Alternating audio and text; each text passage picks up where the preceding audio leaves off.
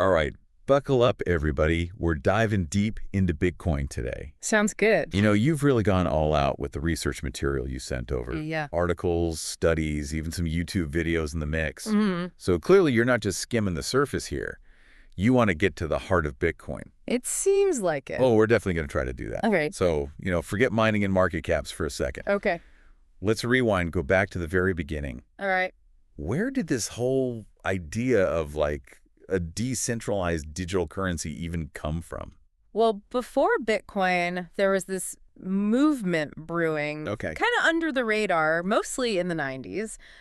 A bunch of tech-savvy folks, deeply skeptical of, centralized power Yeah.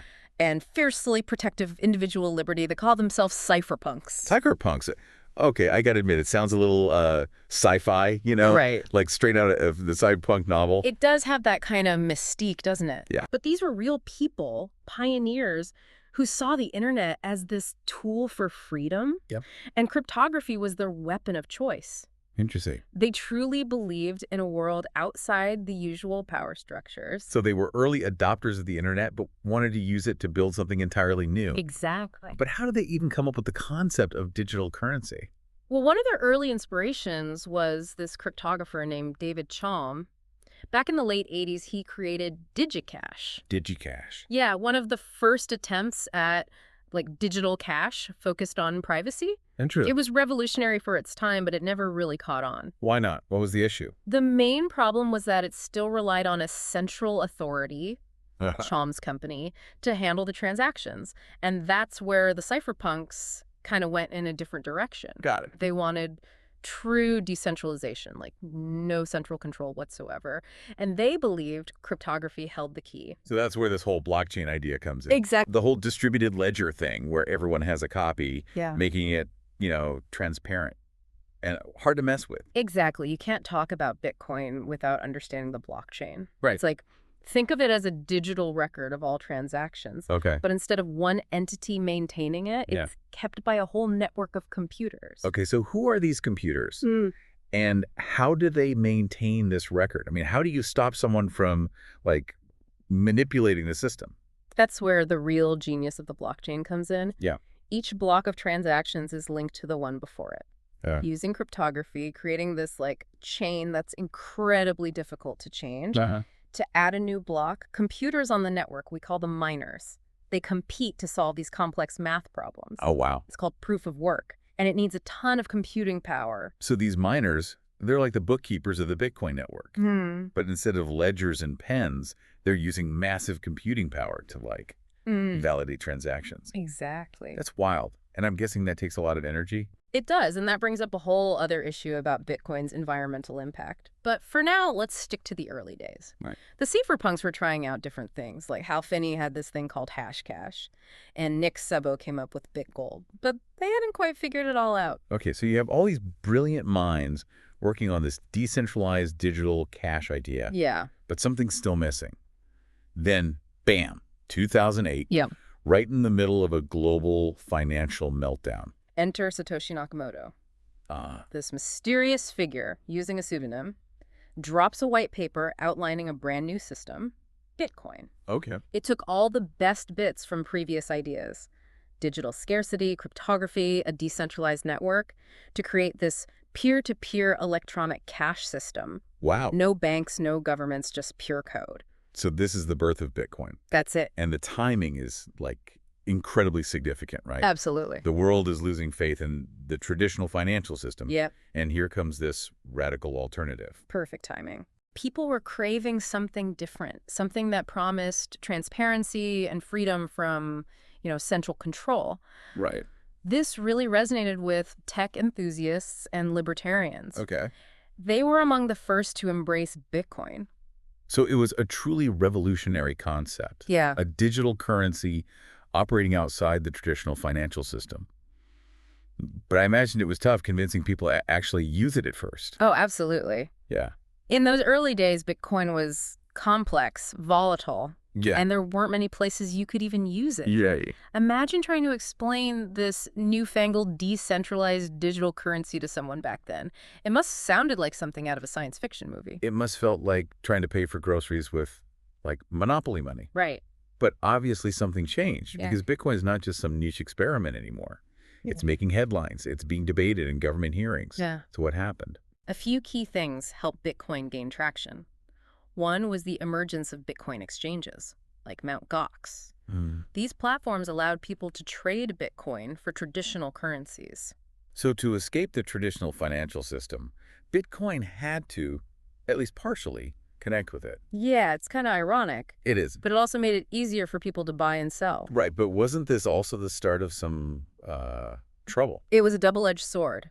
On one hand, exchanges made Bitcoin more accessible, but they also introduced risks, Right. like we saw with the collapse of Mt. Gox, which really highlighted the need for security and regulation in this space. It seems like every step forward for Bitcoin came with a new set of challenges. Yeah. And speaking of challenges, there was another development that really brought a lot of negative attention to Bitcoin, Yeah. the Silk Road. That's where things take a darker turn. Yeah. Around 2011, this online marketplace called Silk Road popped up on the dark web, and Bitcoin became their currency of choice.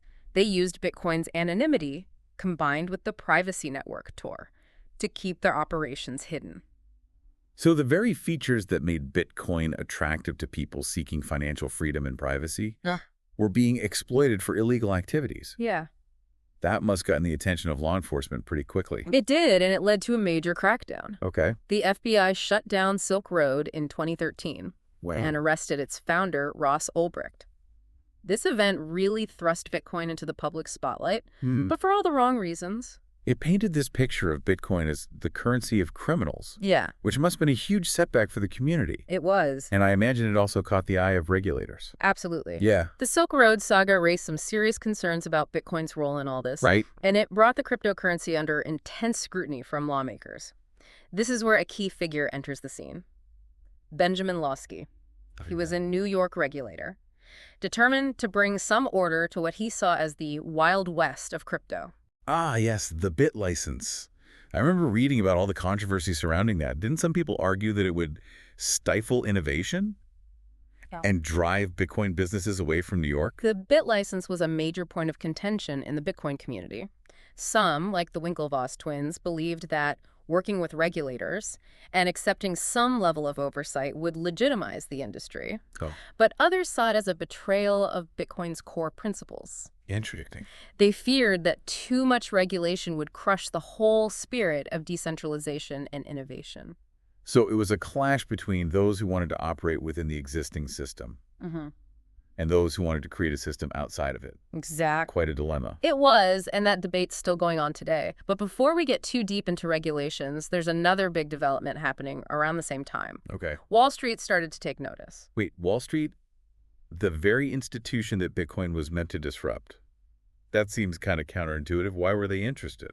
The interesting thing is they weren't necessarily interested in Bitcoin itself, but in the underlying technology, the blockchain. Okay. They saw the potential for blockchain to streamline their own operations, reduce costs, maybe even create new financial products. So instead of fighting Bitcoin, they decided to try and co-opt it. You'd say that. That's ironic, isn't it? This tech, born from a desire to decentralize finance, now being explored by the most centralized players in the game. It is pretty ironic. And it raises all sorts of questions about whether Bitcoin can stay true to its decentralized roots, if the very institutions it was designed to challenge are now trying to control it. Yeah, definitely a lot to unpack there. For sure. Okay, so we've got cypherpunks, code, shadowy markets, regulators stepping in, and now Wall Street getting involved. Is there anything else we need to know about those early days of Bitcoin before we move on? There's one more piece of the puzzle we can't ignore. Okay. The mystery of Satoshi Nakamoto. Right. The creator of this revolutionary technology chooses to remain completely anonymous. It just adds another layer of intrigue to the whole Bitcoin story, doesn't it? It does, and it's fueled endless speculation and conspiracy theories. We'll dive deeper into the mystery of Satoshi Nakamoto later, but their anonymity has had a huge impact on how Bitcoin has evolved. Okay, so we've covered a lot of ground. We have. But it feels like we're just scratching the surface. Yeah. We've gone from the philosophical roots of cypherpunks to the very real-world implications of Silk Road and the entrance of Wall Street. Right. I'm already seeing how this isn't just a tech story, it's a human story with massive implications. You got it. Bitcoin's story is about so much more than just code and algorithms. It's a reflection of our changing relationship with money, power, and technology. And as we go deeper, we'll see how these themes play out in surprising and often contradictory ways. It's true, Bitcoin's story is anything but straightforward.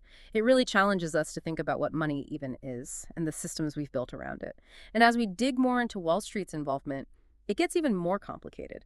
Remember Blythe Masters, the former JP Morgan exec we mentioned before. The one who went from credit default swaps to blockchain. Yeah. Yeah, that's a career jump I'm still trying to wrap my head around. It's like the rebel suddenly becoming part of the establishment. It's the perfect example of how Bitcoin's story is full of these unexpected twists and turns. Masters saw the potential of blockchain tech to, revolutionize finance, but from within the system, not outside of it.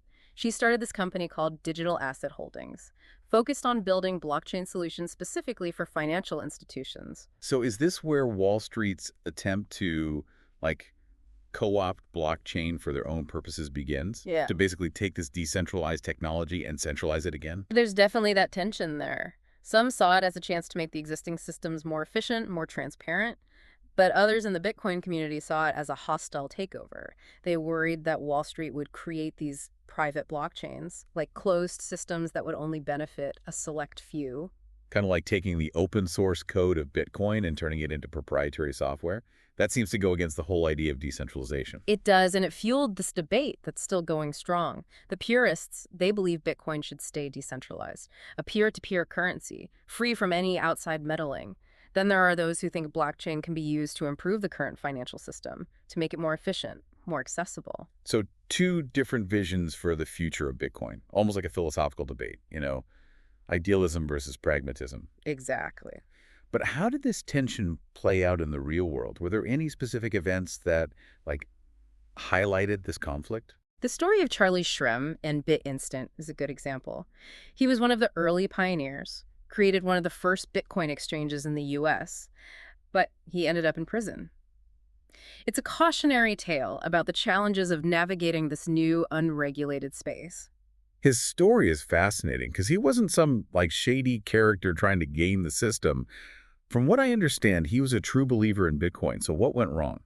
Shrem and BitInstant were operating in this legal gray area. Okay. They were trying to balance the need for compliance with the desire to encourage innovation. But in the end, he made some mistakes, like selling Bitcoins to someone who then sold them to users on Silk Road. That seems like a pretty big oversight. Did he not know where those Bitcoins are going? It's hard to say for sure what his intentions were, but back then, the lines between legal and illegal were pretty blurry. A lot of people in the Bitcoin community, Shrem included, believed they were operating in this space the government wouldn't or couldn't touch. But the Silk Road case changed all that, right? I do. It sent a clear message that the government was watching and that Bitcoin wasn't above the law. It was a major turning point. The government wasn't treating Bitcoin like some harmless experiment anymore, and it created this ripple effect. Oh. Other events, like the Mt. Gox collapse, added to the feeling that the Wild West days of Bitcoin were coming to an end. It's like Bitcoin was this rebellious teenager. Yeah. Pushing boundaries, testing limits. Right. But as it grew up, it had to face the realities of the adult world. That's a great analogy. And just like with any teenager, there was a period of rebellion, a pushback against authority. We saw this with the BitLicense. When Benjamin Losky introduced those regulations in New York, a lot of Bitcoin businesses felt it was too much and chose to leave the state rather than comply. So the irony is, the very person trying to bring order to the Bitcoin world ended up pushing some of that innovation elsewhere. It's another one of those unexpected twists in the Bitcoin story, and it raises questions about how effective regulation can even be in this space. Did the exodus from New York actually hurt the Bitcoin ecosystem, or did it just shift the innovation somewhere else? It's tough to say for sure. It also makes me think about Ben Lasky's own career path. He goes from creating this strict regulatory framework to leaving government and starting his own consulting firm, helping companies navigate those same regulations. What do you make of that? It's certainly an interesting development. Some might see it as a conflict of interest, but it also shows the growing demand for expertise in this area.